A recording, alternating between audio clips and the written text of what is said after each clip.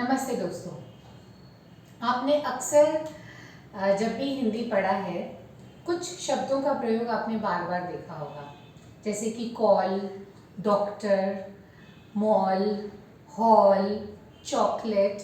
तो इन सब वर्तनी में हम थोड़ी थोड़ी अशुद्धियाँ कर देते हैं और वो हम क्या करते हैं, जैसे अगर लिखना हो चॉकलेट तो हमें पता ही नहीं चलता है कि चॉकलेट में ओ की आवाज़ जब आ रही है तो हम कौन सी मात्रा लगाएं। अक्सर हम क्या करते हैं, अगर चॉकलेट लिखना होता है तो हम ओ की मात्रा लगा देते हैं या औ की मात्रा लगा देते हैं और हम इस तरह से अपनी वर्तनी लिख देते हैं और फिर हमारी वर्तनी जो है गलत हो जाती है, हमारे नंबर भी कट जाते हैं।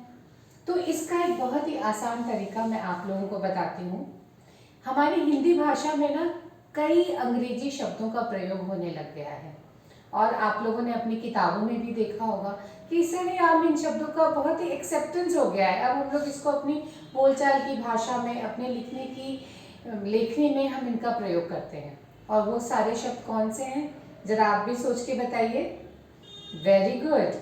जैसे mall, hall, call, doctor, chocolate, football. तो आइए हम इन अंग्रेजी शब्दों को पहले समझते हैं। जैसे अगर हम लिखें डॉक्टर, अब डॉक्टर तो हुआ अंग्रेजी शब्द, तो जिन अंग्रेजी शब्दों में ये ओ की उच्चारण आती है ना, डॉ, डॉ, ओ, डॉ, तो वहां पर हमें अपनी वर्णमाला से कोई मात्रा नहीं लगाना है, उसके लिए एक स्पेशल मात्रा है और जिसे हम कहते हैं आगत स्वर। तो आइए हम देखते हैं उसे कैसे लिखते हैं। जैसे हम लिखें डॉ, ये हो जाता है हमारा डॉ, ड के बाद एक सीधी रेखा और ऊपर में ये आधा चंद्रमा जैसा। अक्सर बच्चे इसे कहते हैं हाफ चंद्र बिंदु। ये याद रखने में आसानी तो होती है कि ठीक है इसके ऊपर हाफ चंद्र बिंदु लगाओ, लेकिन इसका एक्चुअल में नाम है आगत स्वर और ये केवल, बच्चों ध्यान से, केवल अंग्रेजी के शब्दों में ही लगता है। जैसे हम अब दूसरा शब्द लेते हैं फुटबॉल। अक्सर हमें ऐसे दिया जाता है कि खेल कूद के बारे में लिखो, आपका प्रिय खेल के बारे में लिखो, और अक्सर हम इस फुटबॉल शब्द का प्रयोग तो बार बार करते हैं और उसमें हमारी वर्तनी भी गड़बड़ हो जाती है। तो नेक्स्ट टाइम ये गड़बड़ी आपकी बिल्कुल नहीं होगी क्योंकि आपने ये ट्रिक सीख लिया है अभी। तो फुटबॉल का क्या होगा, फुट, फुट तो हमने लिख दिया। अब बॉल, बॉल अंग्रेजी शब्द है और जो अंग्रेजी शब्द होता है और जिस अंग्रेजी शब्द में ओ का उच्चारण आता है, हर अंग्रेजी शब्द में भी, ओनली उस अंग्रेजी शब्द में जिसमें ओ का उच्चारण आता है उसके ऊपर हम आगत स्वर लगाते हैं। जैसे अंग्रेजी में हम लोग स्कूल भी लिखते हैं, लेकिन स्कूल में ओ का उच्चारण तो नहीं है, तो इसलिए वहां पर आगत स्वर नहीं लगेगा।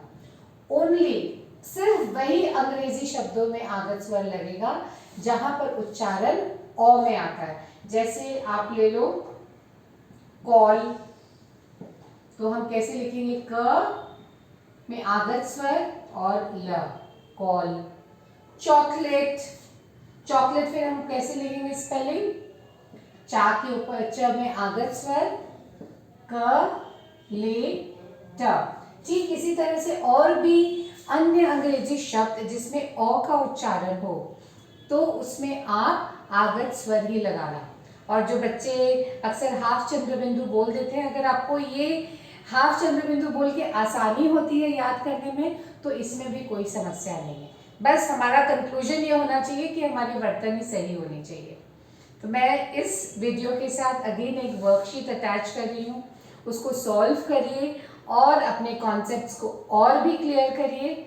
अगर आपको ये वीडियो अच्छा लगा तो ज़रूर लाइक करिए, शेयर करिए, सब्सक्राइब करिए और मुझे ये भी बताइएगा कि आप आने वाले वीडियो में किस पर चाहते हैं कि मैं चर्चा करूं, किस पर आपको समस्या हो रही है, किस स्पेलिंग्स में आपके नंबर ज़्यादा कट रहे हैं, तो मैं उस पर चर्चा ज़रूर करूँगी। धन्यवाद।